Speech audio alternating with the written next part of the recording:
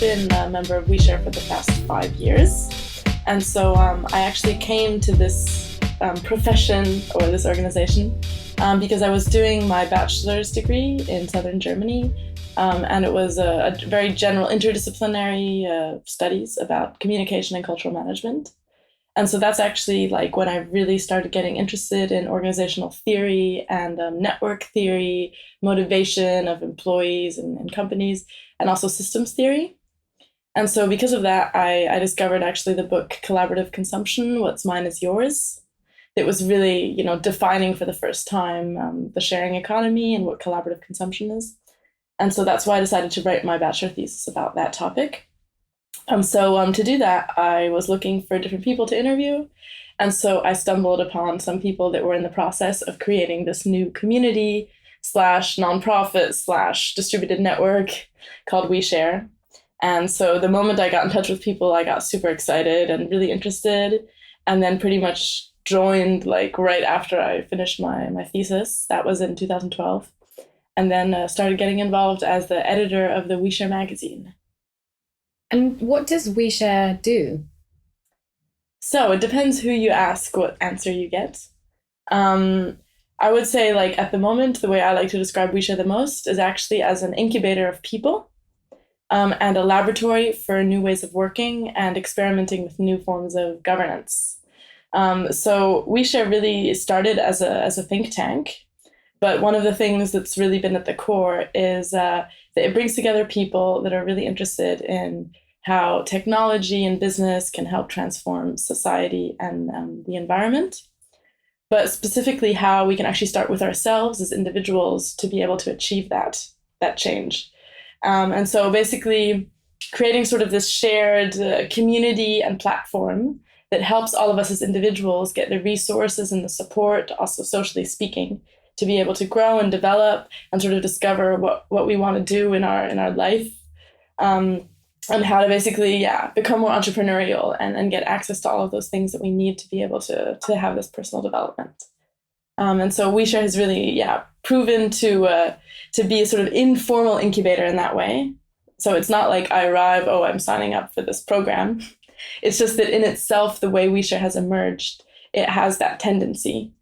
Because it really gets people to step out of their comfort zone and challenge a lot of their beliefs or the way they've been used to working. And so it really pulls you out of your day-to-day and enables you to try new things. So a lab for new ways of working. How have you evolved ways of working at OuiShare? What's the journey been in terms of practices and working together? Yeah, so it's been quite a journey because, we've all been learning together and there's really been a large evolution, which makes it so interesting. So basically in 2012, when we started, OuiShare was always very distributed. So there was a sort of group of different people. They were all freelancers or consultants in a couple different countries that just got connected, especially also via Twitter. And so a lot of them were working very remotely. So there was a group of a few more people in Paris that had met regularly, very informally. But so I think the two characteristics of the way we started working was very informal, based on being with your friends and just, hanging out, let's say. And secondly, super, super tech-based and distributed, not based on necessarily always being physically in the same place. And so that evolved over time, and we actually had sort of this moment of more centralization, one could say, because we actually really needed to develop a core before we could continue to distribute. And so we actually had the team in Paris became a lot bigger in proportion to the rest for a certain amount of time.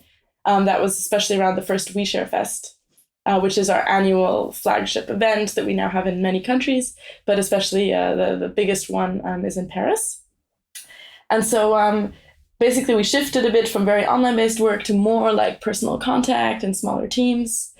And then from there, there's really sort of been the emergence of stronger hubs, I would call them, which is different cities where we have larger OuiShare teams that work physically together, but still with a very high use of lots of digital tools to be able to connect with people around the world. So we really try to like navigate the on and the offline in terms of finding the best of those two worlds. because we have many people, including myself, that are always traveling around, that are working from all kinds of locations. And that really doesn't matter to be able to do your work. And I think many of the people that join OuiShare, they want to get out of the traditional work system, and they want that autonomy and total flexibility. Like, I can take vacation whenever I want, or I can go to a place where people would do vacation and work there and mix vacation and something else. So being just really, really independent about that, I think that's something that people value really highly. And yeah, so basically now we have actually OuiShare in many countries around the world, but specifically we have a few larger hubs. So the biggest team is in Paris, in Barcelona, in London, in Munich. Then we have like a couple different places in South America and Central America, and also Montreal. So those are quite a lot of teams that meet also every few months. We try to meet physically, because that's a really important piece for all of this to work well. But then we have like a whole suite of different online tools and collaborative decision-making tools that we've been experimenting with to make it easier for us to still have this continuity of working together. Great. So could you give an example of how you make decisions, for example, at OuiShare, and some of the practices that you're working with currently? Yeah, so that's definitely a practice that has evolved quite a lot over time. I would say we've sort of been learning by doing and really adding new rules and practices as we go. So our general principle is minimum viable bureaucracy. So what we've been doing is trying to create this process of letting a behavior or a practice emerge, and then writing it down, then documenting it, and then letting it be taken again into practices and then get updated again. So because basically what we did do one or two times is we tried to sort of design the organization. So we had two different processes. Ones where it was like, oh, guys, we need governance. What should we do? Okay, a few people sat down and did this organization design. And it really didn't work very well because it led to actually just a lot of the sort of creative energy and spontaneity sort of disappearing or getting a lot smaller because there were too many rules that had come quickly. So what we have today is a structure that's really based actually on the role of the connector.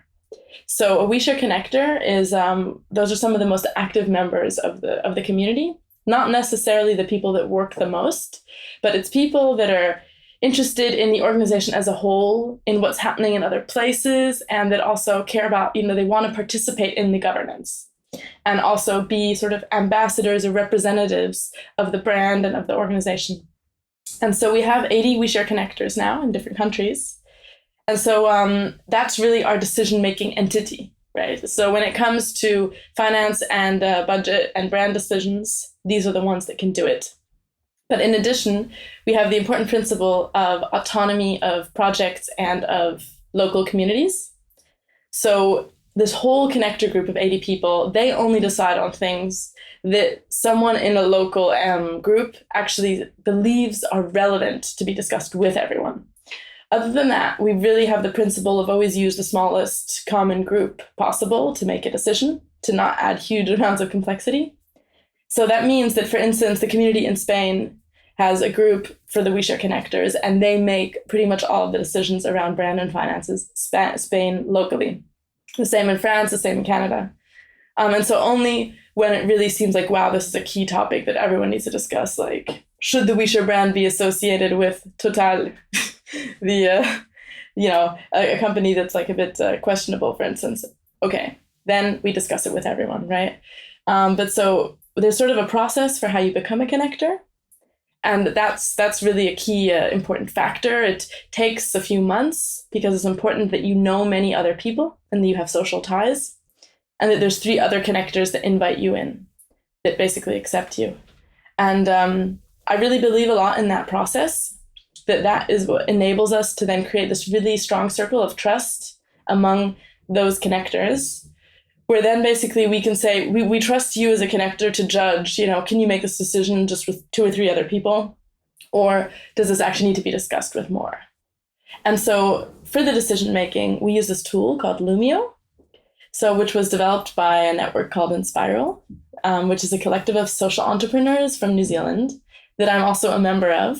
And so I've really been learning many, many things from Inspiral and trying to also do a lot of cross-pollination between the governance practices that Inspiral has been learning, that OuiShare has been, and seeing how we can, share all those insights. But so this tool enables groups to make decisions online in a really easy way. And so maybe one other thing that's quite interesting to know is that we use something called lazy consent. So since we're a quite large group and there is a lot of trust, we generally really prioritize agility and ability to react quickly and not having these slow processes where everyone needs to have given their opinion. So that's why lazy consent really enables you to say, okay, there's a group of people, there's a vote. Whoever votes cares and expresses themselves, and whoever doesn't, that's fine. So if you don't express your opinion, that just means you, by default, trust the others to make the decision.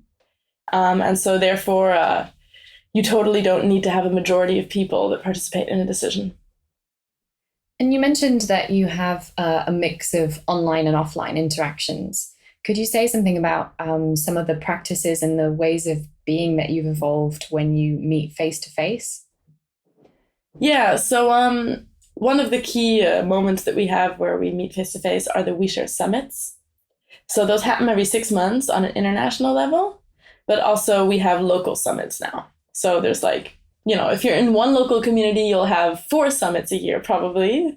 If you're in multiple, it might be even more. It can be quite a lot. So those kind of events, they're very focused on sort of 2 different things.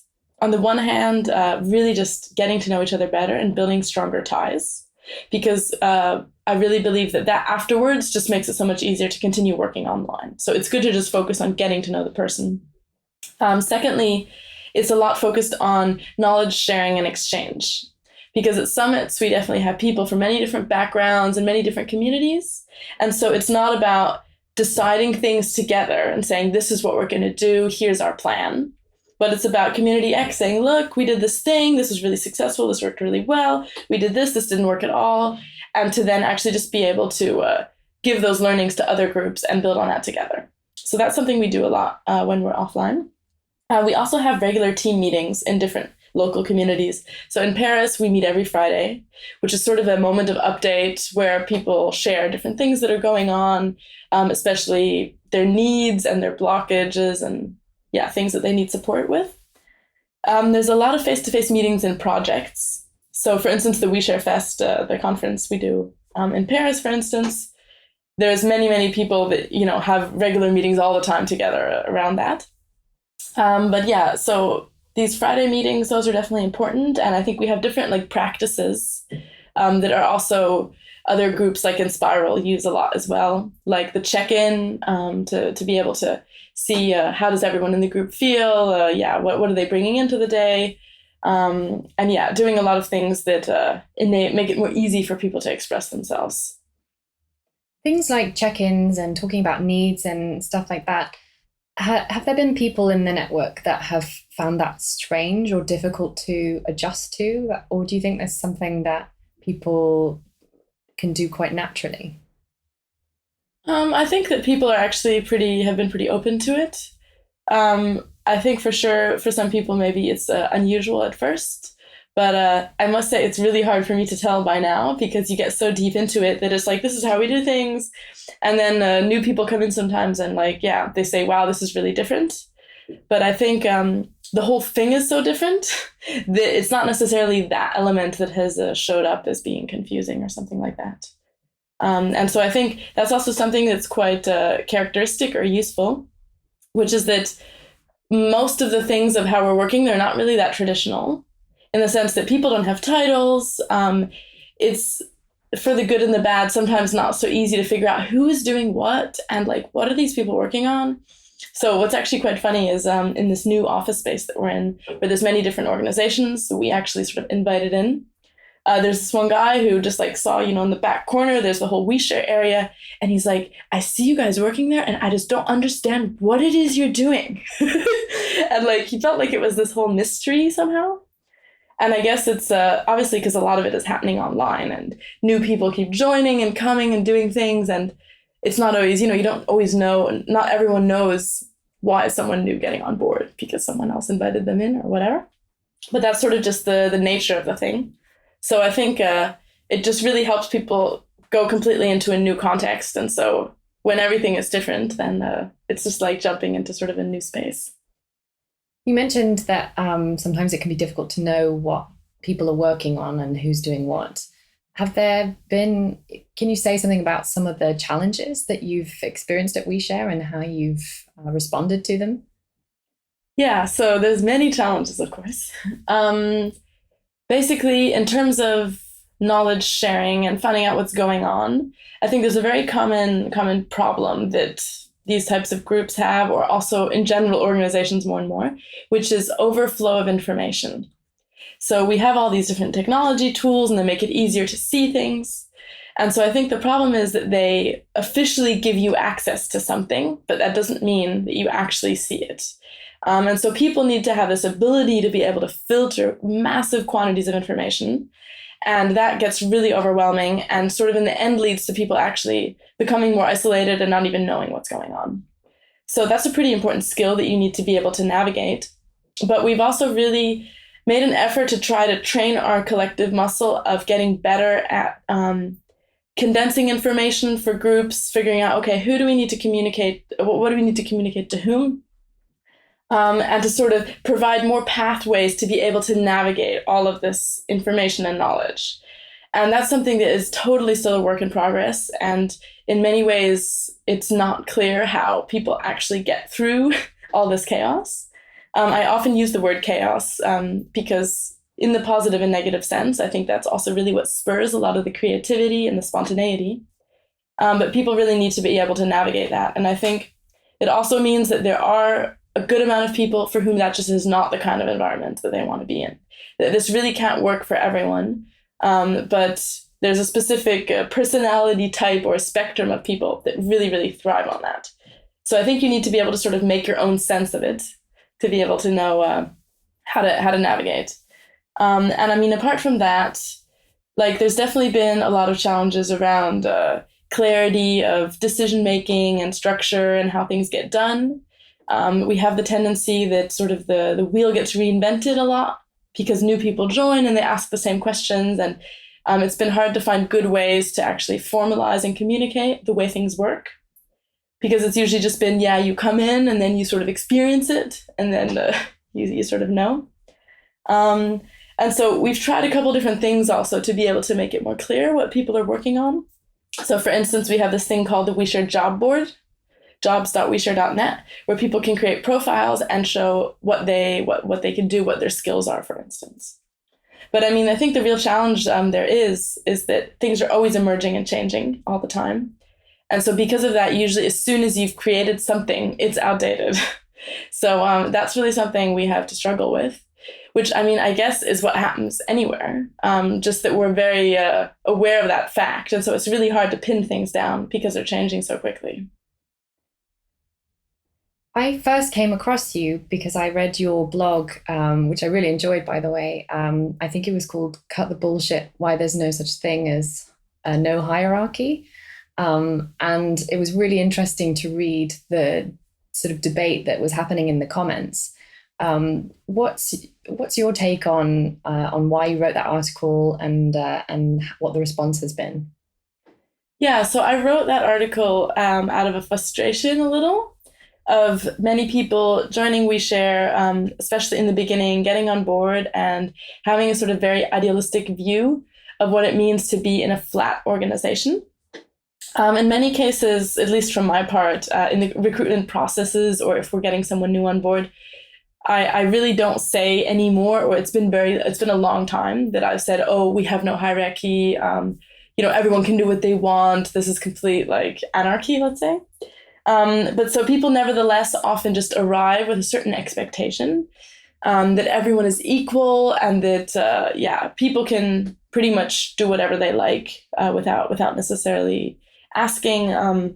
And now this is definitely not something that everyone does, but I guess there's a specific number of people that sometimes have come with that. And so I really wrote that article because I just wanted to sort of clarify something around what it actually means to work in this kind of organization. and just my observation of human behavior and the fact that we always interact in relationships to each other, which involves hierarchy in some form or another, even if it might just be actually ever changing and dynamic. So I guess the main point that I wanted to make in that article was really that we can't get rid of hierarchy completely, but we can make it more flexible to be able to adapt to different moments. That maybe in one moment, you had more history in the organization, so then actually maybe you're the person who is at a higher level of hierarchy. And on the other hand, in another case, maybe someone else has a really strong expertise and therefore should be the person that can actually decide. And that sort of connects a lot with the advice process concept, which is a type of decision making that a lot of teal organizations use. To be able to enable anyone who has expertise or anyone in the organization to actually make decisions. I think that overall, I chose a very provocative title to see what that would stir. But overall, it's also a question of semantics, I think. So what are the words we use? And others wouldn't describe what that is as hierarchy. But I think just a lot of people get quite hung up on that concept and would say, oh, you guys are imposters, this isn't really non-hierarchical. I see here that someone is telling someone else what to do. But at least for me personally, I don't believe that we can have organizations without people telling others what to do at some points in time, or giving advice and support in that direction, and leadership being absolutely necessary. So I think that leadership definitely is in the process of being redefined, or it needs to be redefined what that means. And that was really the main thing that I was talking about in that article, in terms of leaders needing to take on roles of more being facilitators and stewards and people that hold space for something to emerge. But that definitely, that's sort of a longer ongoing process. And I'm curious to see what others also contribute to that. And you mentioned before, you said that you went through a bit of an evolution process at OuiShare where you were very distributed, and then at a certain point you recognized there was a value in centralizing things a little bit more, and then you grew the team in Paris.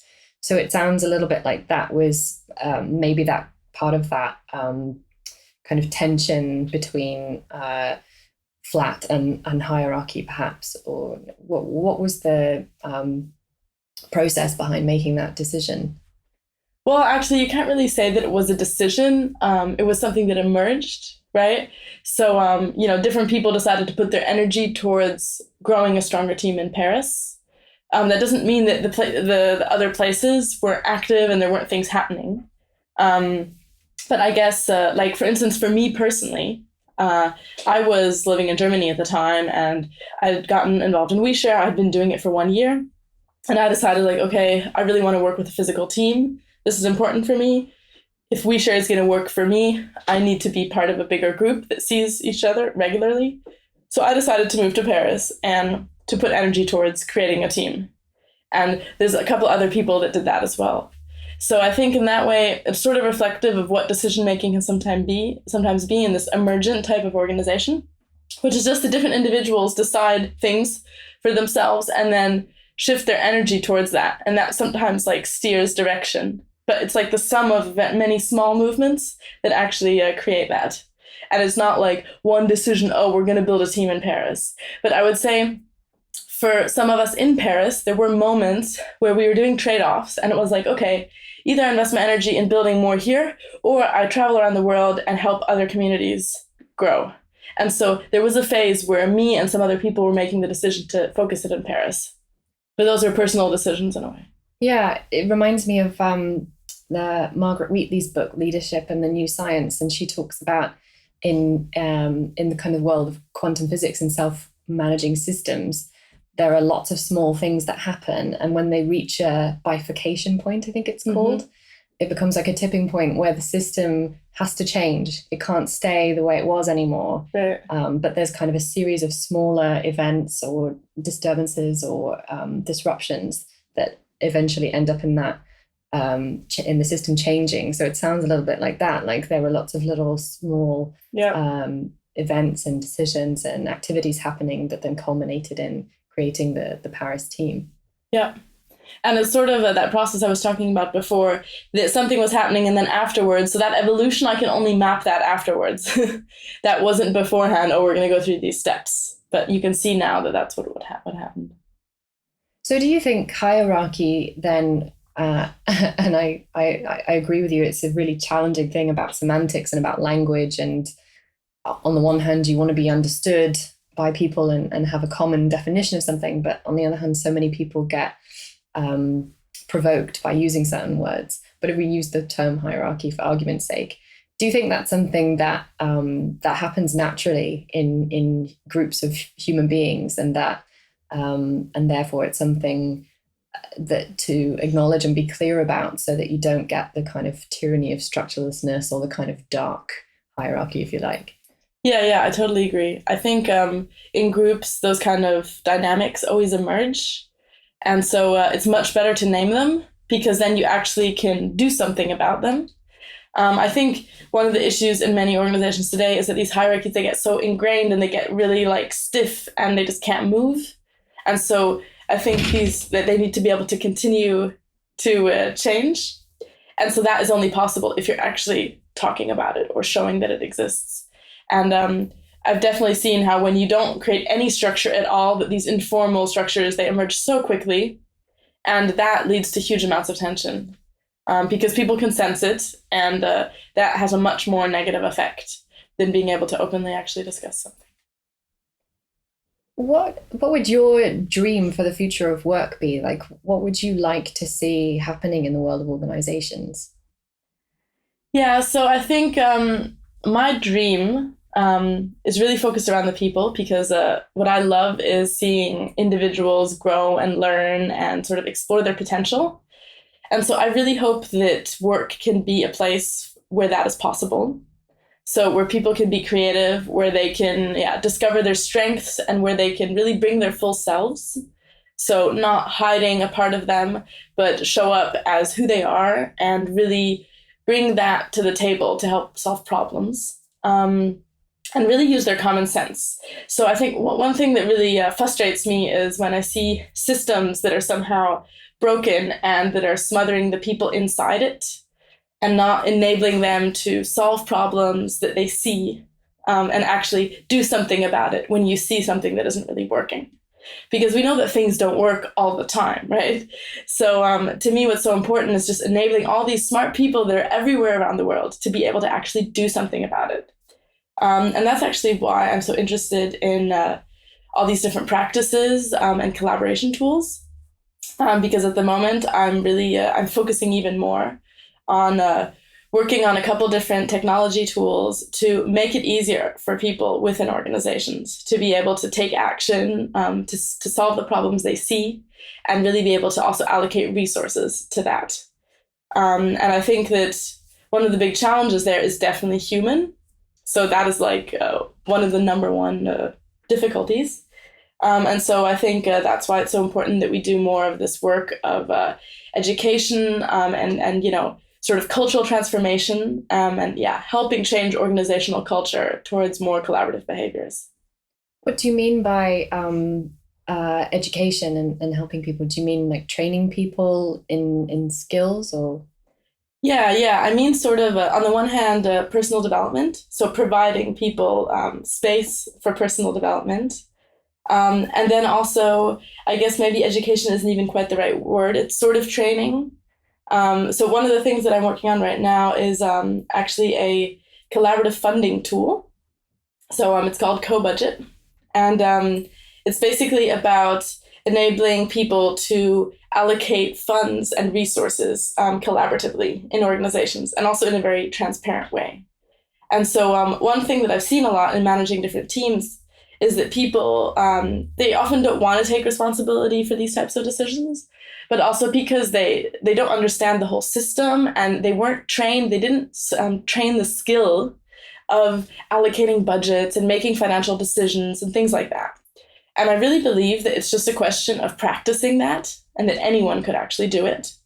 And so that's why with this new project, we're basically exploring how we can educate and train more people to be able to make financial decisions in organizations and give them the tools to do that. Because I think that's a really key point for enabling this more collaborative behavior and creating this sort of ability to distribute more decision making. Yeah, there's something that's emerging for me in what you're saying in terms of themes about, you mentioned before about information overflow or overload, and how learning how to filter information is really key. And then having the right tools and skills to be able to make decisions about it. So giving people the tools and the know-how to be really involved in how things, and having a say in how things are done and how things happen. Yeah, that's the key because it's very hard to make decisions in these environments where there's so much information. And I feel like it's getting more and more difficult because the complexity keeps increasing. So that's why what I'm really trying to work on with some other people and these tools is how can we really condense information or create the right context for anyone to sort of find agency. Because I think the tendency there is just that we're getting like completely subsumed in so much information, so many things happening that we lose our agency and we just feel overwhelmed. So how can we create really simple tools that make it really fun and easy to actually be able to make these decisions? And I think it's a huge challenge. There's no question. But like we're really trying to figure out how we can help advance that.